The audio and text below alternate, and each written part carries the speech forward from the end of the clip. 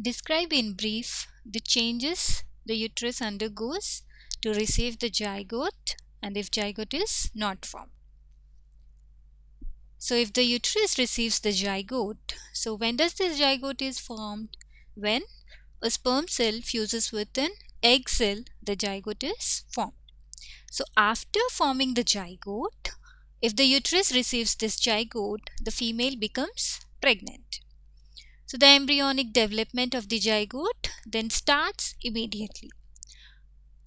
So the embryo moves down into the uterus. So here you can see this is the uterus in the figure.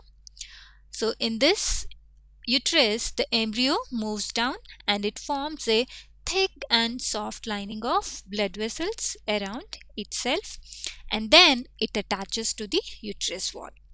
So basically this process is called implantation. So after implantation, a special tissue develops between this uterine wall and the embryo. So that is called placenta. So what is the function of this placenta? This placenta basically exchanges the nutrients, oxygen and waste products between the mother and the embryo. So that was the changes the uterus undergoes when it receives the zygote. So if the zygote is not formed, so when if the egg is released by the ovary is not fertilized and the zygote is not formed, then the thick lining of the uterus, so which is formed in the uterus, that breaks down and comes out through this vagina.